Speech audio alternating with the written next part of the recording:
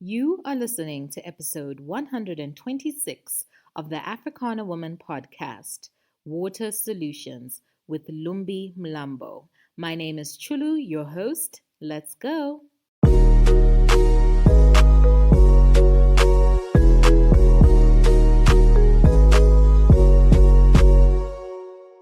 Hello, beautiful. How are you? I hope you're doing well. Currently in Zambia, we're experiencing load shedding.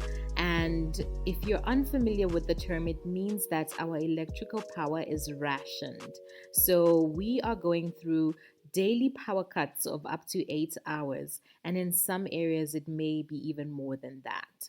At present, my schedule has been that power is available in the night. And I'm talking about the wee night, okay? So that's when I work.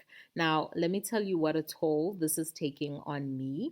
My circadian rhythm is in full mode resistance, and I cannot help but feel that I'm not as productive as I would want to be. Now, please, before you rush to advise me about how I should get alternative sources of power, let me advise you that requires finances that are not readily available at the moment. So I'm working with what I have got and working towards said such solutions. In the meantime, I think that this is a conversation we should be having around how do you maintain a healthy lifestyle with this disruption in our power? I mean, it's not impossible. There are lots of things to be thinking about, right? From what you're eating, how much rest you're getting, your physical fitness, all of that. We have to think about those things. Now, for example, most Zambians knoweth not gas stoves, whereas countries like Zimbabwe, Kenya, an electric stove is a pure luxury. Like, it's unthinkable, guys. I have also been thinking around how to adjust our diet to make meals that are easy to prep without power, right? And this is not a popular thought, I know. It's not a popular thought, but I think as a continent, we need to ditch milli meal, okay? And not only is it not doing well in the fields, but it is the most cumbersome thing to prepare. Listen, sadza pap, insima, whatever you call it, guys. Nobody wants to have a cold in Shima, all right? You have to have it hot, and it is so cumbersome to prepare. But anyway, I just think that there are other alternatives in terms of food. Especially when you're trying to think about how do you do meal prep and make things that are easy. But anyway, another thing that I think we should consider, and this is more in the lines of our mental health, I think that one of the most destructive things that load shedding is doing to us is training a lot of people to have a scarcity mindset. When we continuously think in the lines of, I don't have enough power, there is not enough time, I don't have enough resources or money, that is not good, guys. I believe that we have to train our brains to think of the periods of load shedding in a positive light. For example, I get to rest more. I get to spend quality time with family and friends. I get to spend more time uninterrupted outside in nature. I get to read more. In fact, let's keep this trend going, okay? Please share what you get to do more of because of load shedding. You can find us in our WhatsApp groups. You can find us on socials at Africana Woman.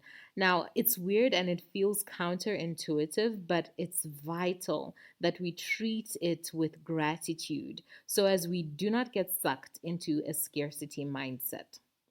Now, before we get into this overflowing conversation, I just wanted to remind you that you, my darling, can win a free 2-day ticket to the Africana Woman Festival that's happening on the 2nd to the 3rd of August. Listen, have you heard about it? Why have you not heard about the festival? Are you kidding me? This is the place to be for ambitious women. If you've got a project you want to kickstart, if you're looking for a business bestie, if you are looking for like-hearted, like-minded women, if you're looking for deep conversations, vulnerable conversations that are judgment-free, if you are just looking for a space where women are thriving, the Africana Women Festival is for you, my darling.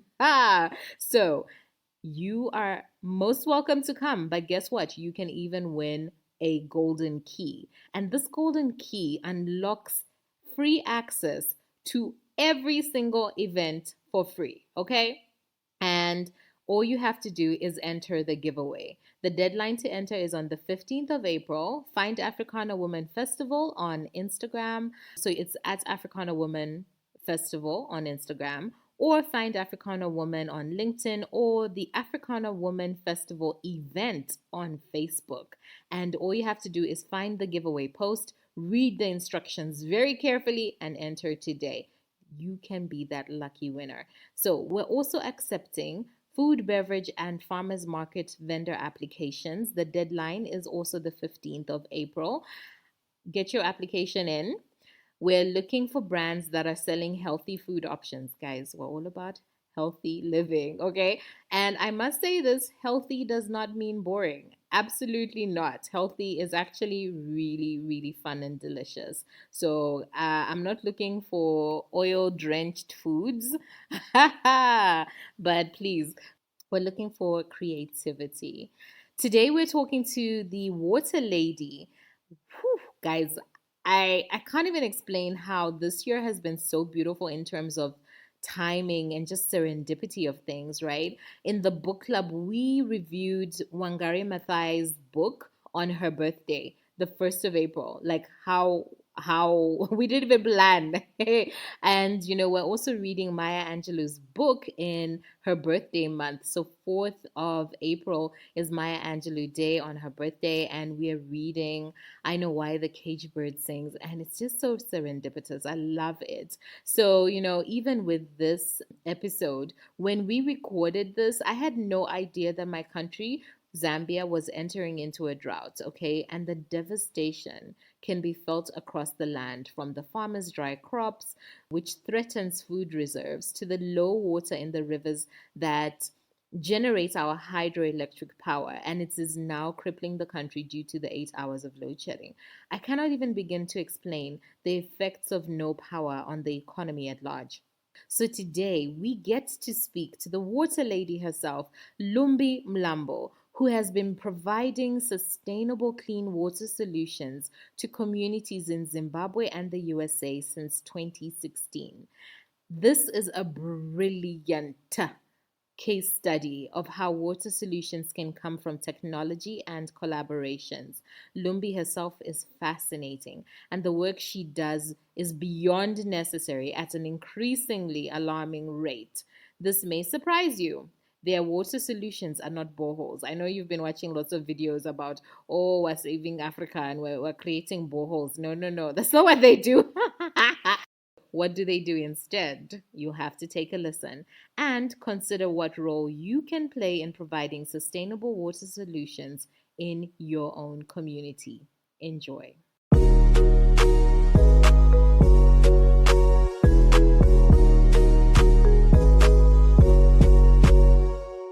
Zimbabwean Lumbie Mlambo, who received the UN Global Leadership Award, is a Global Goals Ambassador. She earned degrees from Texas Women's University and Indiana University, South Bend. Lumbie made the decision to carry on her orphaned father's legacy after being inspired by the humanitarian work he did in his neighborhood, despite never having attended school. She established the nonprofit organization JB Dondolo after her father, with the goal of facilitating marginalized people's access to vital natural resources. Lumbie speaks about issues affecting women, girls around the world, and offers her knowledge and expertise on solutions. Guys, please help me welcome Lumbie to the Africana Woman mic. Hi, how are you? I'm doing very well, and I'm so excited to be here talking to you I'm today. excited too. Really Thank you so excited. much for having me on, and I just cannot wait. Oh, thank you. All right, let's jump in. What is your favorite childhood memory? Just growing up with my parents in the countryside, I would say in Guatemala, Zimbabwe. Growing up, just being loved, feeling that sense of being loved and being the last one out of 11 children, um, I felt like I was spoiled sometimes because I was getting everything. So those memories come back and I feel like a child over and over. And it's like, and everybody up to today, they still, like my siblings will say, oh, don't say that because Lumbie's in the room. Like I'm still a child. 11 siblings. Yes. Wow. I grew up with one sibling, so I'm always like my mind is always blown because I cannot even imagine having 10 other people running around like, whoo, Yeah. what was Imagine. that like? It wasn't really bad because they were not all like at the same time there when I was growing up. We're kind of spread out, they were going to school. Some of them were here in the US, and I was in Zimbabwe with just a few of them. So I didn't grow up like around all of them, but there were times when we're all together, and I just felt so loved and so spoiled, and everybody just bought me something. I was just like this little girl just floating around all this love. It's just so much fun. So you grew up in you said Guatemala? Guatemala, which is the Filabuzi area. Okay, is that north, Yeah, south, which side? yes. More like on the north side, I guess Mhm. you could say. Yeah. Okay. And how long were you there? Not for very long. uh, I was there until I was like in the sixth grade, I guess, at that time. I don't know why my parents felt like we needed to move. All the children need to be in the inner city so we could learn because there was nothing we could learn there, you know. Sometimes, parents do certain things to protect us as children, to give us the possibility, I mean, the opportunities to learn from others so that we don't miss out. So I think they sent us to the inner city to live with my uncle, who was my mom's brother in the city. And so we left it like with my cousins, with my nephew and my niece, whom I lived with at the same time. We grew up together about the same age. So we left and lived in the inner city with my uncle, William, and his children, my cousins, which was lovely. But I still remember how much I missed home when I left. I felt like I was so young because I was only like, I just like barely finished sixth grade. And they were like, you're done. Go, go, go, go. Be on your own. Go live with your uncle and learn and just, navigate the world. So that was fun. So did you ever go to boarding school though? Yes, yes, yes. Because I lived with my uncle for like a year. I would say seventh grade. Then I went to a boarding school at Matobo Missionary School, which was way, way out in the country. And I thought, and I really, really wanted to go to Matobo. I'd heard a lot of things about Matobo because my sisters went to the same school. They used to talk about it, and I used to just admire and envy, and really, literally, like, really envy them that they went to Matobo Secondary School. Um, and I wanted to go there. So I qualified, and boy, was I happy. But once I was there, I was like, oh my God, I don't think I like this.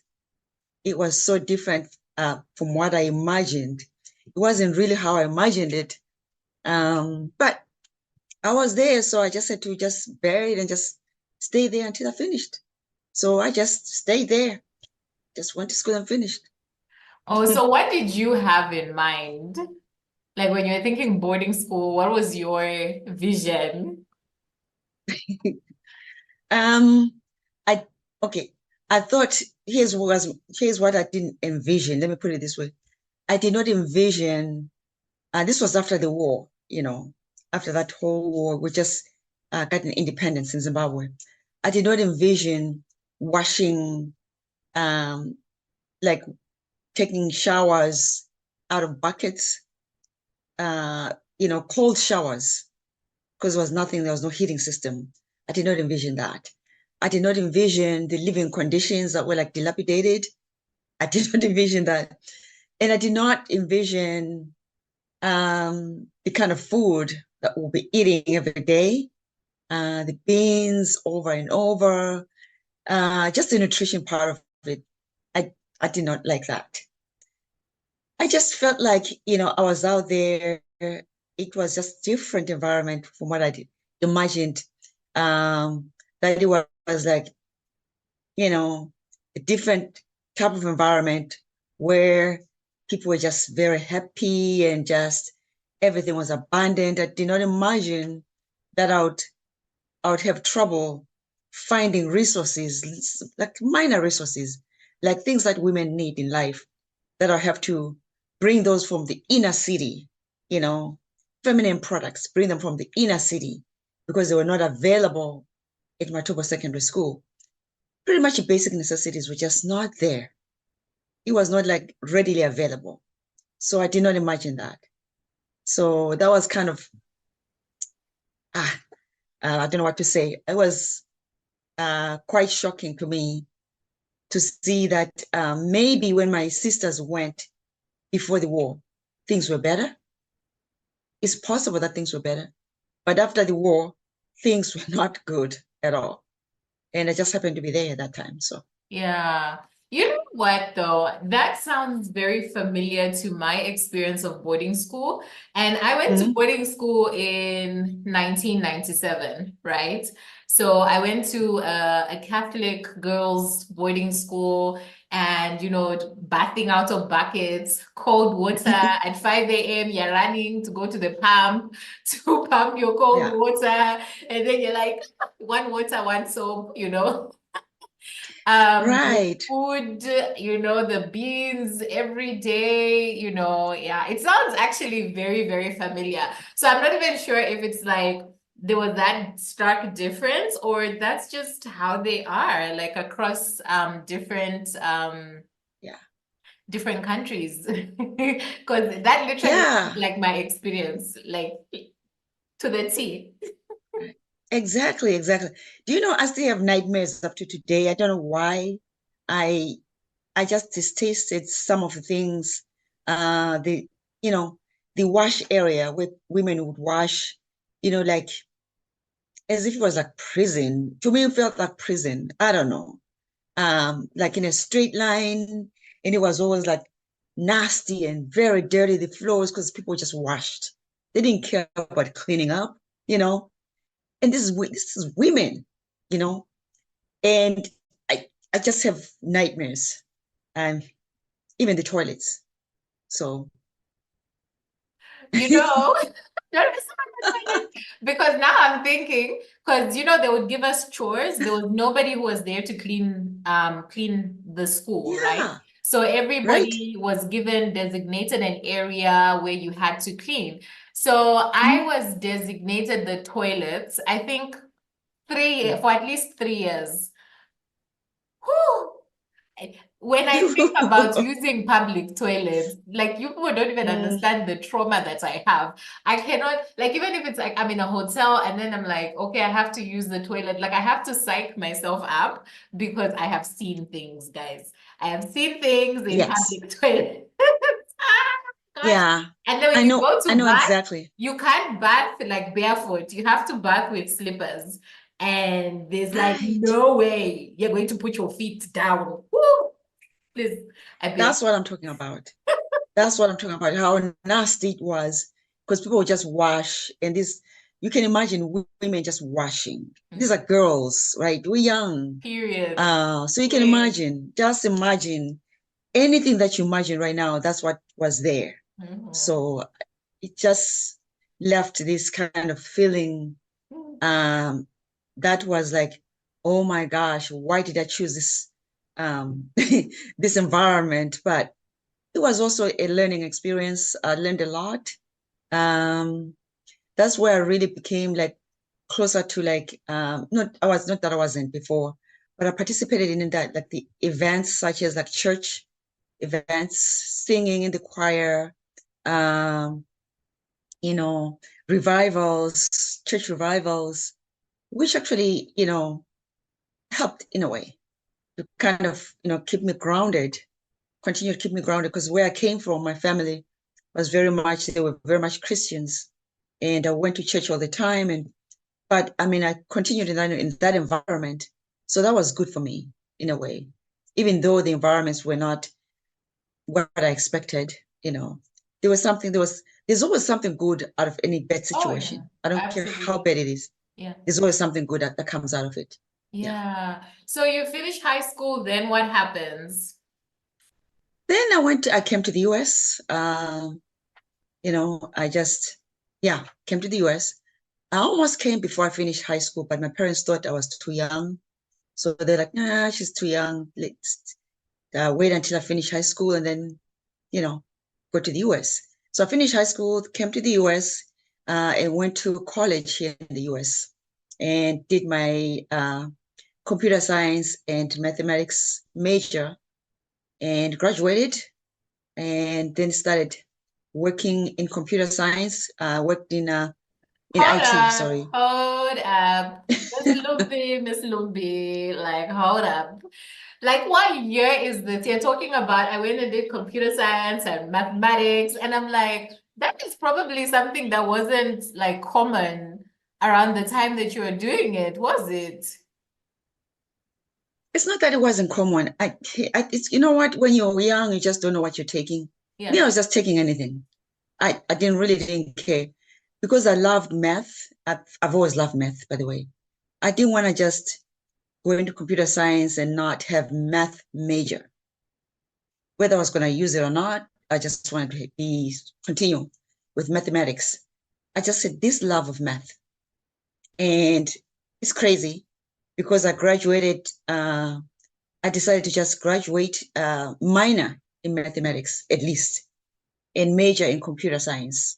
So I did that, and two majors, two degrees, and then started working,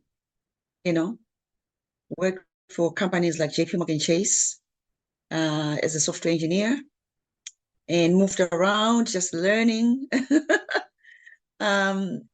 Lumpy, do you know what I just love? I love how you're so like just so casual about it. Like I just came from Zimbabwe and then I was doing computer science and mathematics and and then I went on to work for these amazing companies, like Yeah. people, are you listening? This woman, I can't. Okay. It's like Okay, so before I tell even us finished about your school, adjustment though. Like when you came from Zimbabwe to the States, what states did you land in? What was that adjustment like? And yeah. culture shock is what I can say. I came to Texas, Dallas, Texas, and I was like, oh my God, what is this? I arrived in the winter and it was very cold. I wasn't used to that, to the cold weather. And I remember my brother saying, you gotta go to school, I said, in this cold, are you kidding me? He's like, you gotta go to school, you gotta find a job. I'm like, no, no, no, no, no, no, no, no. I'm not finding a job. I'm too young for this. And to my brother, I was like, you're grown up now. You're gonna because I'd never worked in my life. I'd never worked at all when I came to this country. And my brother is like, you gotta find a job. I said, don't you think I'm too young to find a job? I'm too young for this. And he's like, everybody your age is working. Everybody, they start young at like 13 years old, they're working here. I'm like, oh my gosh, I don't want to work. I just want to go to school. My brother said, and who's going to support you? If you don't want to work. I said, you are going to support me. He's like, no, I approach you to come to school, grow up and work and support yourself. That's when I wanted to go home. I called my parents, and I remember talking to them and letting them know, don't worry, I'm coming back. And I said, the sooner I finish, the better. I'm going to go to school and finish and just go back home. And my parents were like, take your time. There's no rush. Stay there. I said, you don't understand. I am coming home. I want to come home because people don't understand me when I'm speaking. I'm speaking in English. They don't understand. They keep saying, what? And it's cold, and my brother is saying that I have to work. I don't want to work. Never worked in my life. I'm too young for this. And my parents kept saying, you're not too young. You need to grow up. And that's why we sent you to America, so you can grow up, be independent, and be yourself, find yourself.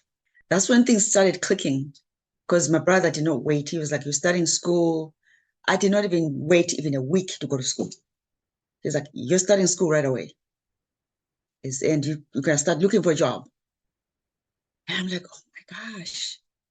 Before I know it, I was going to school. Before I know it, I was working as a cashier.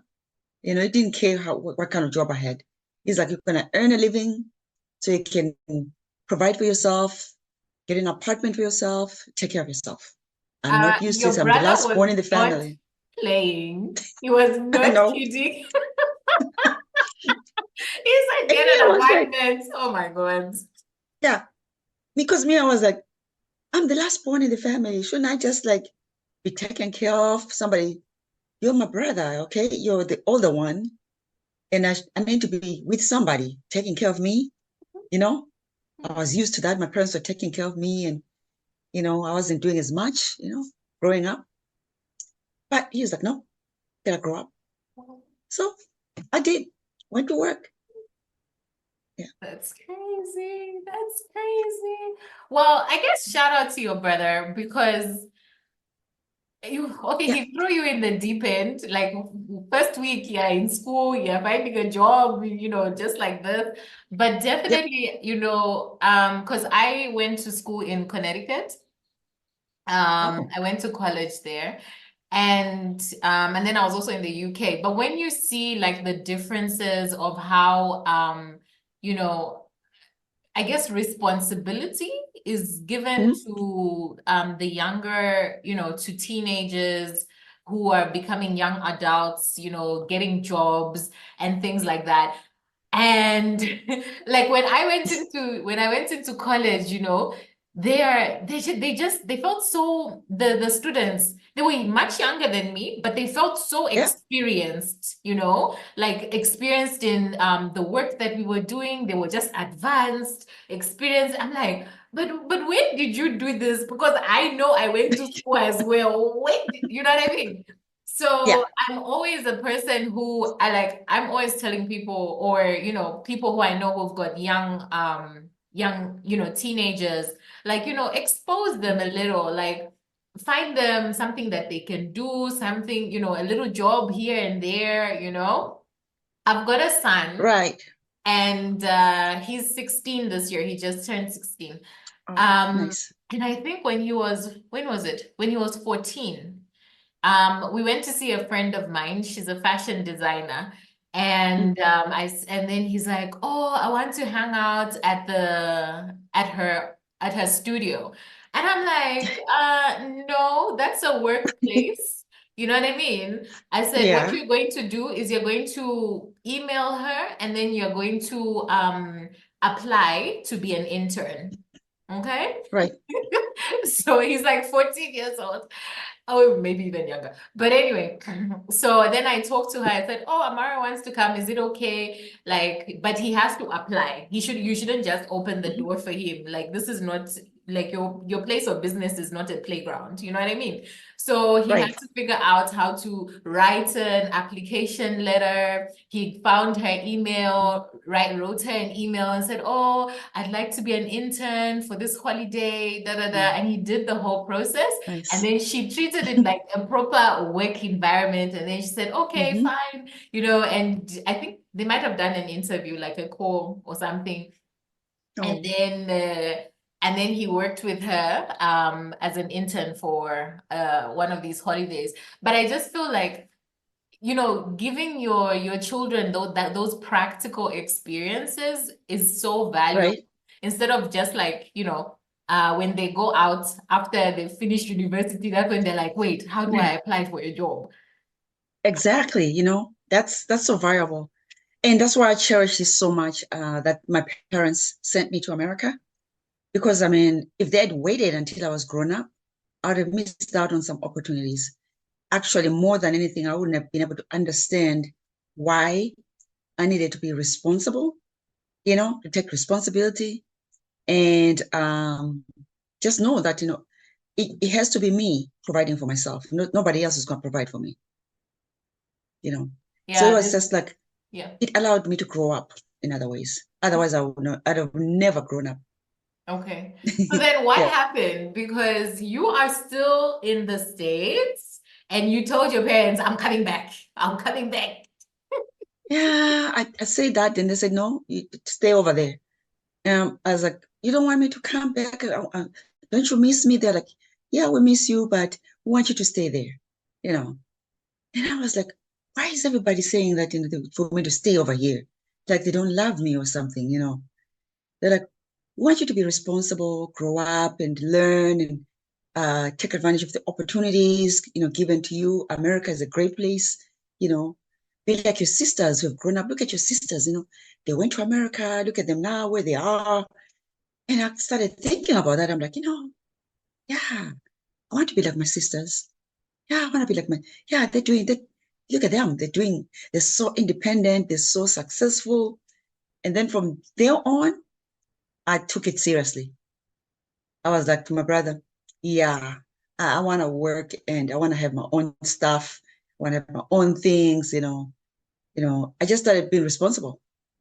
I finished school and that's when I got married, had started having kids.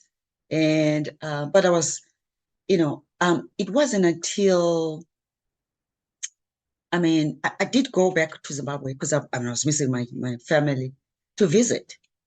But when I went back, things were so different. It was no longer the environment I wanted to live in because also I was grown up. When I left, I felt like, I'd never seen anything other than where I was, I'd never been to like big cities, major, countries other than Zimbabwe. The only biggest place I've been to, I can say, was Botswana.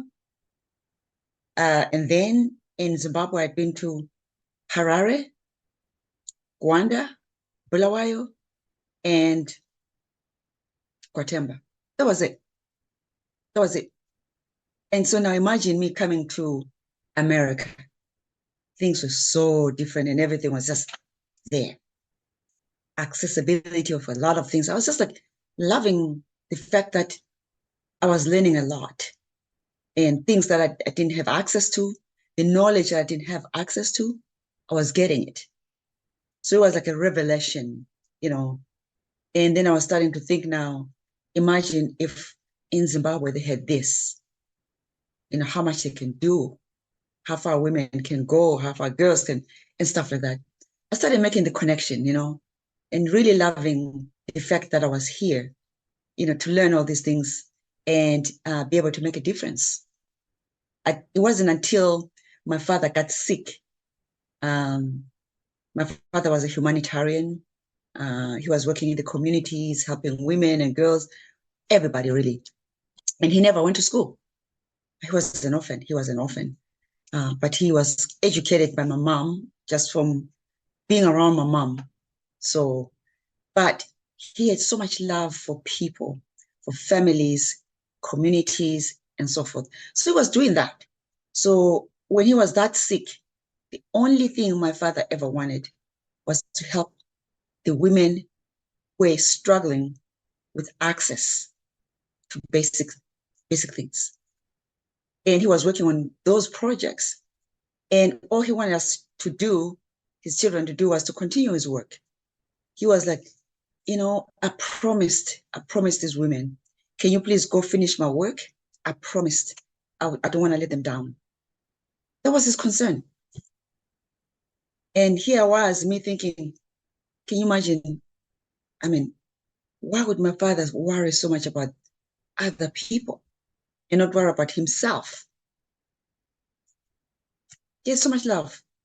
And I learned from that, that it's not always about me, but it's about other people and how I can make their lives better. Because by doing so, I'm making my own life better as well. So it's humility and just being a human being and paying attention in life that we all coexist. But in order to have a better place, to make the world a better place, we all have to have equal, access to opportunities. And that's what it takes, working together. So you founded a nonprofit organization that is named after your father, JB Dondolo. When was it founded and what do you do? So ideally, I can say 2012, even though it wasn't really active, that's when the idea was born. It didn't really become active until like 2015 and stuff like that, when we really started doing some work. So I named it JB Dondolo because I wanted it to serve as a constant reminder why I'm doing this in the first place. Because my parents, when I think about my parents and when I talk about my parents, I feel like I'm so grounded. It's like a place that I can go to when I'm like doubting myself. I always go back to that place and say, who am I? And I will say, you know what? I'm this person, this woman who was loved by my parents. My parents did everything for me to be a better person. And what did they do? My parents were humanitarians. They did this and this and that. So I wanted something like that. And so naming it JB Dondolo, which means a cane used for walking, or, a walking stick, right? Used for support, a walking stick. To me, it's like I'm actually being like allowing people to lean on me as well. To say, I'm your walking stick, pretend that I'm your walking stick and I can help you where I can help you. So I wanted to help these women to finish my father's work, first of all, to actually refurbish a clinic that he was working at so that women wouldn't have to give birth on the floor, and so that women will have recovery beds and to kind of restore dignity in women. But when I went to the clinic to help them with that, to introduce myself, to say I'm the daughter of the man who was working here, they kind of looked at me. They didn't know that this old man had a daughter this young. I guess to them I was young. I kept saying, I'm not young. I'm an elderly person. I mean, I'm actually I'm old. But they were looking at me like feeling sorry for me, saying, are you really, where would this old man have a child, a daughter this young? He was old. I said, yes, because my dad had me when he was very old. I'm the youngest of the 11 children. And finally they believed, and they were like, okay, maybe what you can do is just give us water. And that's it. I'm like, oh, can you imagine? I actually took their advice and almost walked away with just give us water. And I was like, wow, what a great deal. Just water. I can come back here tomorrow and just give you water and I'm done. They're like, yeah. They're like, do it. But as I was as I was about to walk away, I said, wait a minute. So you want me to give you water and forget about my father's work? They're like, yeah, pretty much. I said, no. What if I give you water? Would you let me work on the clinic and do everything my father wanted to do? They said, yes. I said, I'll be back tomorrow.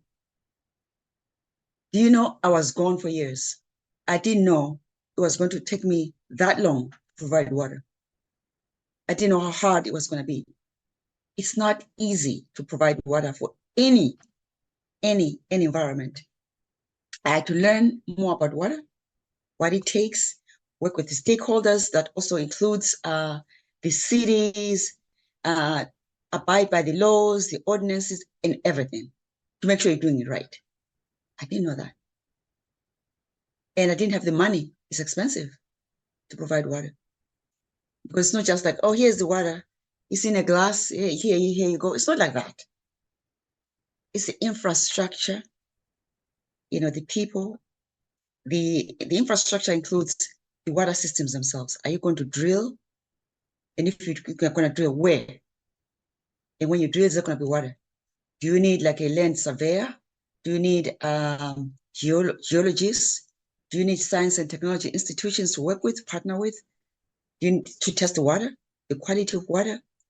Who are the stakeholders? In the city, do they need to know? Do you need approvals? What kind of systems? There's a whole lot that goes into that. So I had to educate myself, kind of step back and educate myself and collaborate with everybody to get the buy-ins and everything. And that's how we did it. So finally, I decided at that time, since I've spent so much time learning about water, this is it for me. I said, I am going to do water for the clinic and for everybody else, not just the clinic, but women and girls. So that, because that really helped me tie into how I grew up. I remember growing up in Guatemala, going to fetch water and walking miles away, carrying buckets on my head and injuring my neck and everything, but still doing it. But it didn't prevent me from going to school, though. In some other areas, it actually prevents girls from going to school because they spend a lot of time collecting water. Women spend hours and hours collecting water, up to 10 hours a day. So I decided, well, I want to bridge the gap, provide access to clean water for these women and girls so that they can participate in economically uplifting themselves. And girls can go to school 5 days a week. And babies don't have to die. This infant mortality has to stop because women are drinking dirty water, which is harmful to their unborn babies. So I wanted to stop that. So I found a way to do that using water as a gateway to get women and girls out of poverty. And that's me today. So you provide water in a unique way, because usually when people think of, like, let's say somebody going into community to help with water, they're thinking, oh, they're going to drill a borehole, or they're going to, drill the borehole and have the pump and everything. But what do you do? So I work with science and technology institutions to understand which water solutions to provide that are sustainable and are customizable in each community, because there's no one size fits all. If I go in and drill, what if I don't find water? And to be honest with you, every time when we drill, 50% of the time, we don't find water. So we work to make sure that in the places where we can drill, we will drill. But in the places where we cannot drill, we'll provide a different system. Like we'll use technology. Either way, we use technology anyway. We'll provide above ground water systems. So that may be like a technology system that provides water above ground without digging anything. Maybe it's how we capture water from the atmosphere, which is why I partner with the technology institutions such as Helixa, who designed the technologies for water to create water from the atmosphere and actually provide water, and in a modularized manner, but in a technological manner that is assured it will never fail because it has redundancy. It's technology. So there'll be those areas where we can provide that. There'll be areas where the drilling is appropriate, but we want to move away from the drilling part of it because we're thinking sustainability. If we drill, the borehole is likely to go dry at some point. You're going to have to drill again. That is not sustainable. So we're coming up with a sustainable way of doing things. And we find that technology is the way forward. Because if we can be creative enough and develop systems for that are technology driven, using AI and all that stuff now, I mean, then our chances of being sustainable are very high. We never have to do it again over and over. We do it one time and that's it. We don't have to worry about water again. Yeah, so I have a lot of people that I know, a lot of people, especially like in the Africana women community, they have brilliant ideas of how they want to work in the community, how they want, different projects that they could bring according to their different strengths, right? Now, I think one of the main barriers that stops people from actually starting or doing anything is funding.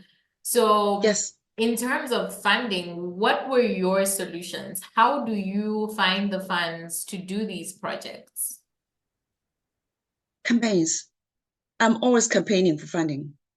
Our revenue model is diversified, meaning by revenue, I know that nonprofits always say there's no revenue for nonprofits. There is revenue, because without it, how are you going to operate?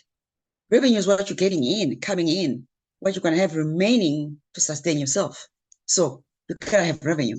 So our revenue model calls for diversification, meaning that we get funding through not just grants, because grants are not guaranteed at all. In fact, we don't rely on grants at all. And we get funding from partnerships. And when we run a campaign for, say, for example, a campaign for water tanks, and we're saying that, well, we need $1,000 for, like, let's just say 2 tanks. And we say, okay, if we can raise $500, we try and find like a company that's going to match the funds and do like 500, so that we only raise 500, half of it. So that's one of it. A good example of that has been like Johnson & Johnson used to do that. So we used to do a lot of that with Johnson & Johnson. But also other companies do. And we get our revenue from the interns who are coming to learn. And once they learn how we do things, they want to run their own campaigns to help us. And they'll run campaigns to raise funds. Just recently, one of the interns raised $1,000, just like that, for water tanks. And also the youth ambassadors.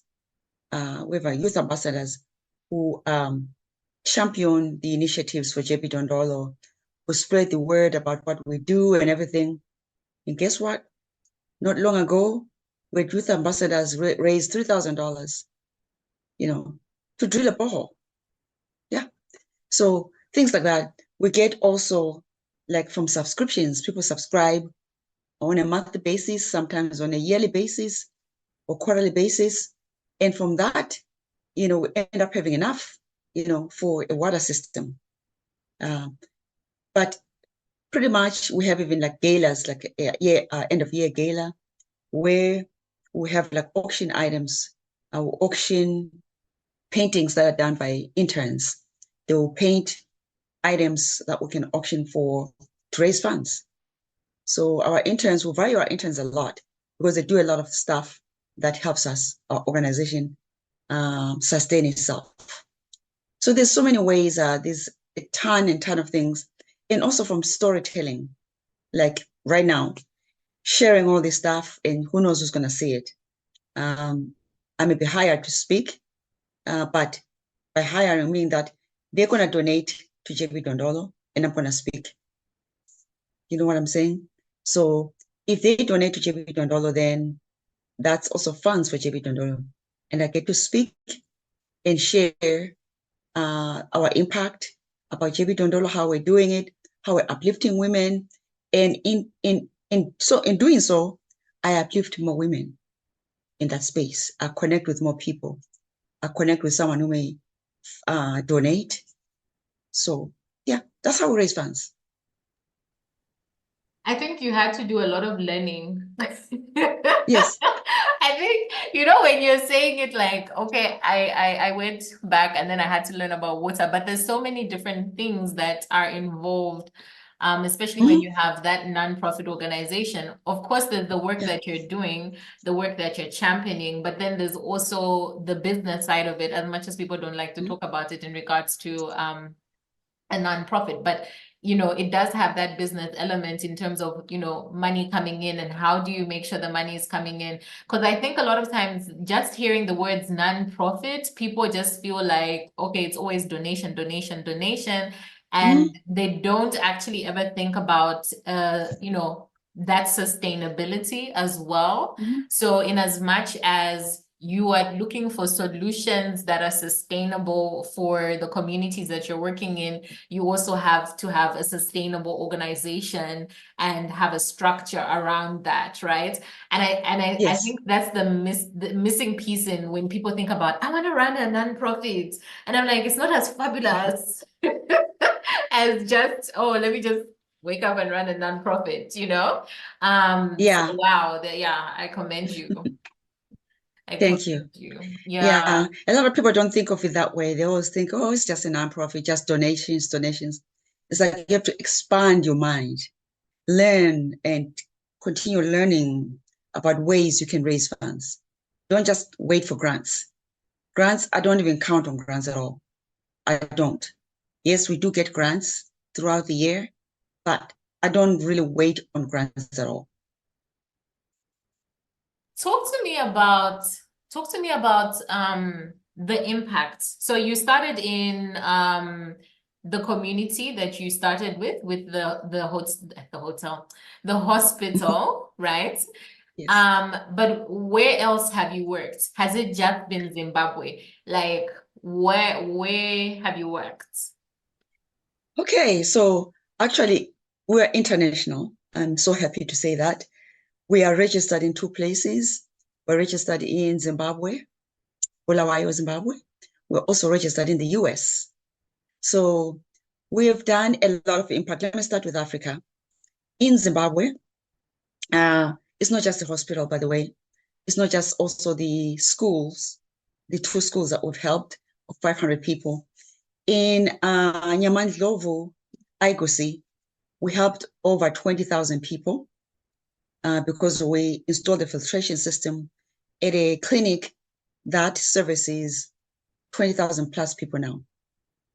So, and then we went to Matobo Hills, where I went to school, Matobo. It's very ironic how things just lined up like that. So now we're helping women there, and that community is of 90,000 people. We're still there, working there. We're still working there. And we want to really do all, for now, we want to do all the boreholes that they are asking for.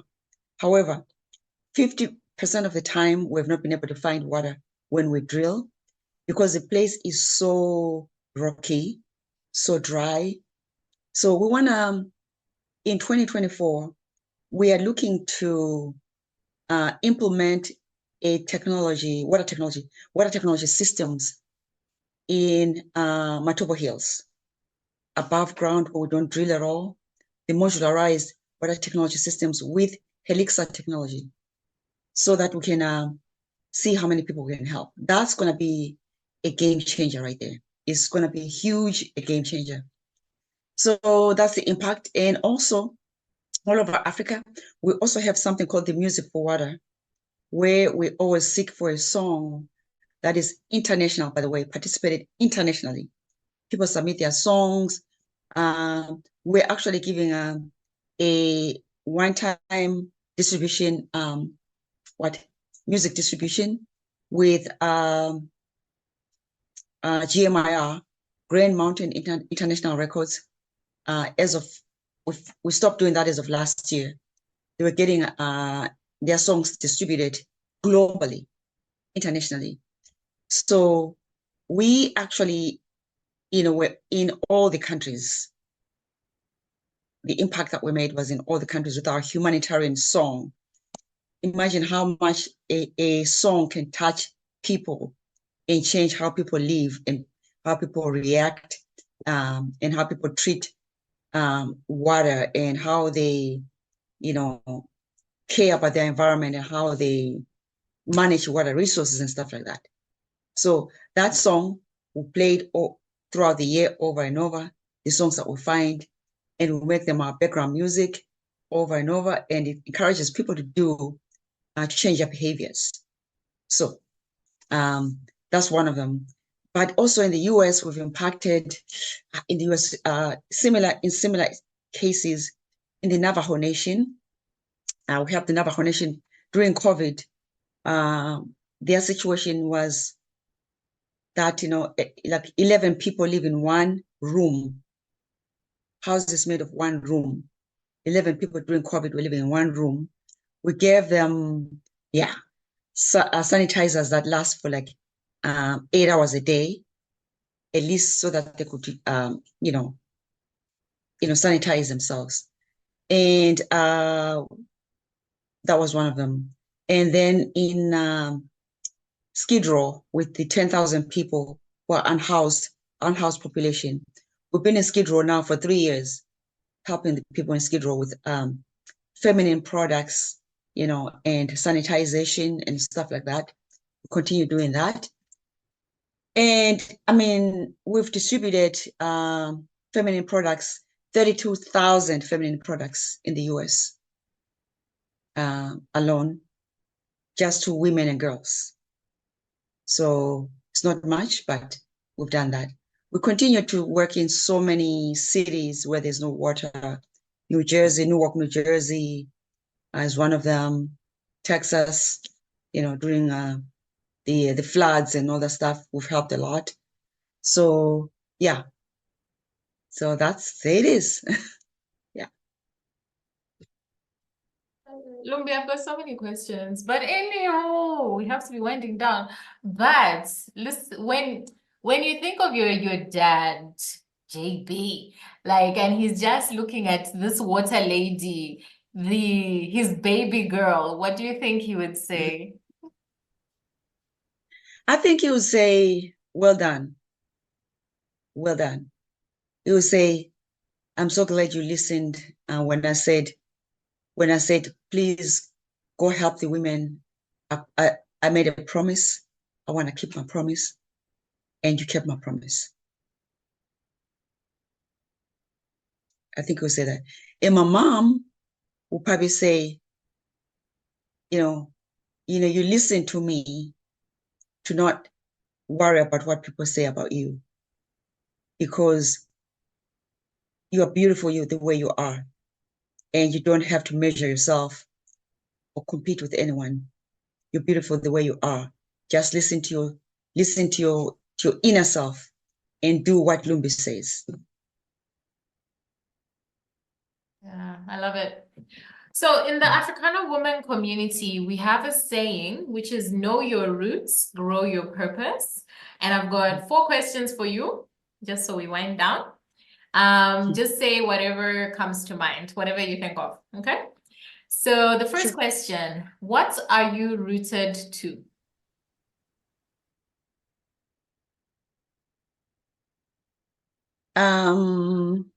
Learning.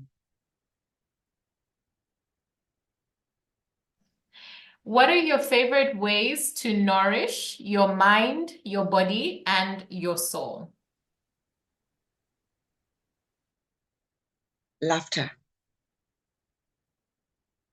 So laughter is for which one? The mind, the body, or the soul? For Mm. Yeah, it's for everything. Okay. I laugh a lot. Yeah. I believe in laughter. It helps my mind and my body. When you laugh, it helps, with the blood flow and everything, Yeah. all the way, everything is connected to your brain. My soul, because when I laugh, it rejuvenates my soul. I feel good again, over and over. So I laugh a lot. Okay, do you have a weakness that has now become a superpower? Yes, I do. Confidence, self-confidence. I think that has become a superpower, because I used to worry about what people say about me, what people say at all, But now I don't really care what anyone says. You can say anything about me and say somebody said this about me or said what. You know what? I take my mother's advice. If you know what someone says is not true, and you know deep in your heart that is not true, why do you even worry? Is it necessary for you to worry? You can just go on with your life. There's so much in the world to do than worry about what people say. The world needs me. It doesn't need people who talk about me and say this and that and worry about what I'm doing. I don't care what anybody says about me. I'm just going to do what Lumbie does. Yeah, I like that. All right, and then your last question is, what do you know as a certainty? I know that tomorrow is not guaranteed. And that's certain. Because it just isn't. I've seen life is too short. I've seen people who were confident saying, tomorrow I'm going to do this, and then there's no tomorrow. What happened? So I live my life knowing very well that tomorrow may be different. My abilities may be different tomorrow. While I'm able to do something, I better do it now. So I believe in the now than tomorrow. You guys, I hope you were taking notes. So you just need to go back and start writing down all of this wisdom. I love it. All right. Yeah. Lumbie, how do we support you? Where do we find you? Where are you on socials? Where is the water lady? That's what we need to know. The water lady.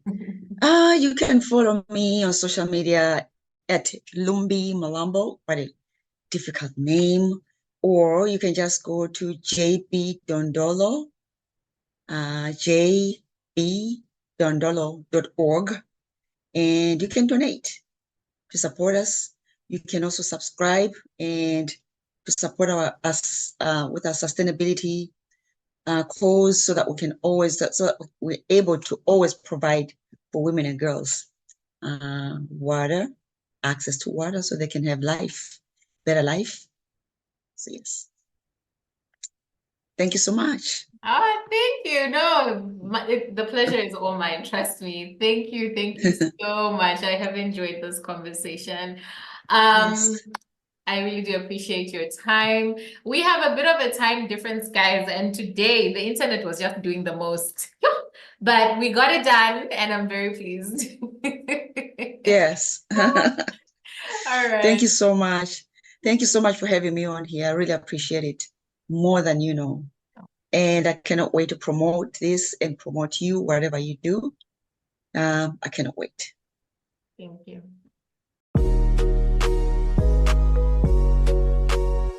I told you, Lumbie is amazing. She is so soft-spoken, no ego behind the work that she does. The Water Lady is singularly focused on providing solutions using technology to impoverished communities. I am such a fan. Please, I implore you to support JB Dondolo. Go to their website, jbdondolo.org, and see what you can do, how you can support. I particularly love that the focus is not on drilling boreholes, which is it's not sustainable, guys, especially when this world has no desire to protect water catchment areas or the groundwater levels. Another thing I hope you took note of was her approach to the financial stability of her NGO. More often than not, it is women that are, creating NGOs. We want to help, we want to support the community. It's mostly women, right, who are creating NGOs. But what has happened is that the model is usually donor or grant based, and that's not working. It has not been working for a very long time. Lumbie pointed out that number one, diversification of fundraising is necessary. Number two, partnerships are essential. Number three, creativity or innovation in your approach to find mutually beneficial solutions is the key. Guys, please give the Water Lady her roses.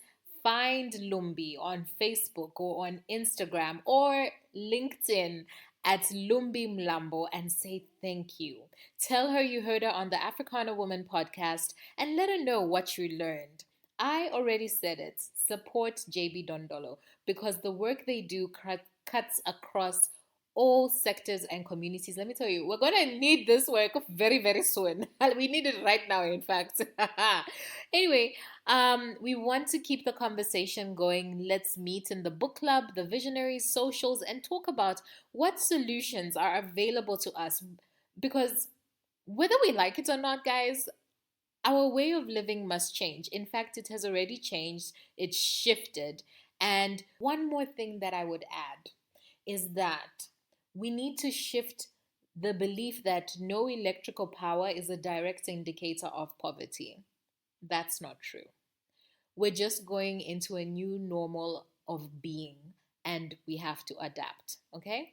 So the best way to support Africana Woman is to share the podcast. Post a screenshot to your stories, share links with friends, do what you gotta do to let people know about the conversations we have here. The Africana Woman podcast is part of the Africana Woman Network. My name is Chulu.